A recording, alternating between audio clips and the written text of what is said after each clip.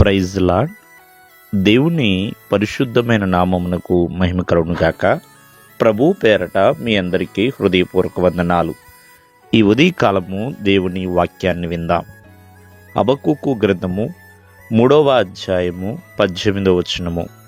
నేను యెహోవా యందు ఆనందించెదను, నా రక్షణకర్త అయిన నా దేవుని యందు నేను సంతోషించెదను. ప్రియమైన వర్లరా, మరి ప్రవక్త అయిన హబక్కూకు దేవుని యందు నేను ఆనందిస్తాను, నా రక్షణకర్త అయిన దేవుని యందు సంతోషిస్తాను అని సెలవిస్తున్నాడు. ఇది ఎటువంటి పరిస్థితుల్లో అంటే, మరి తనకి ఆరోగ్యము లేనప్పుడు, అంతేకాకుండా ఆర్థికంగా పతనమైన పరిస్థితుల్లో, మరి అటువంటి స్థితులు అంతరంగంలో కలవరములు ఉన్నప్పుడు, ఎన్నో శ్రమలు తన చుట్టూ ఉన్నప్పుడు దేవుని యందు నేను ఆనందించువాడును, సంతోషించువాడును. ఎందుకంటే ఆయనే తన రక్షణకర్తని ఆయనకి తెలుసండి.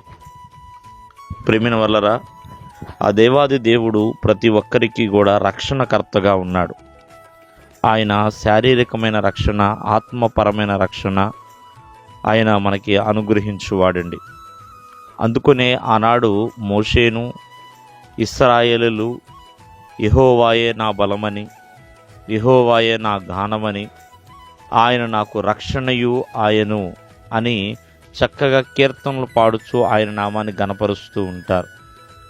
భక్తుడైన దావీదు కూడా ఆయనే నా రక్షణ శృంగము, ఆయనే నా రక్షణ దుర్గము అని దావీదు కూడా కీర్తిస్తూ ఉంటాడు. ప్రేమైన వల్లరా, నిజమే, సర్వమానవాళి పాపము కొరకు యేసుక్రీస్తు వారు రక్షకుడుగా డండి.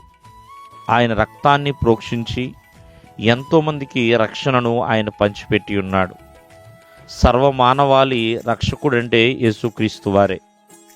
కావున ఒకసారి ఆలోచన చేస్తే ఆయన ప్రతి ఒక్కరికి కూడా రక్షకుడే. నశించిపోతున్న వారిని ఆయన రక్షించువాడు అని దేవుని యొక్క వాక్యము తెలియచేస్తుంది. ప్రతి ఒక్కరికి విమోచకుడుగా ఉన్నాడు, రక్షకుడుగా ఉన్నాడు. ప్రేమైన వల్లరా, కావున ఇదని ముందు ఆలోచన చేద్దాం.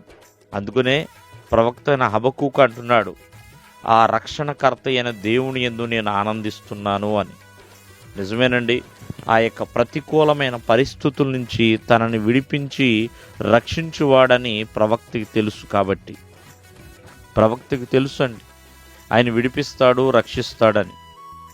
మరి ఆయన విడిపించాలన్నా రక్షించాలన్నా మనం చేయాల్సిన పని ఆయన్ని ప్రేమించేవారిగా ఉండాలి, ఆయనందు నమ్మకం ఉంచేవారిగా ఉండాలి, ఎల్లప్పుడూ ఆయనందు భయభక్తులు కలిగిన వారిగా జీవించాలండి. ఆయన నిన్నైనా నేడైనా రేపైనా రక్షణకర్తే. దేవుడు మిమ్మల్ని ఆశీర్వదించునుగాక. ఆమేన్.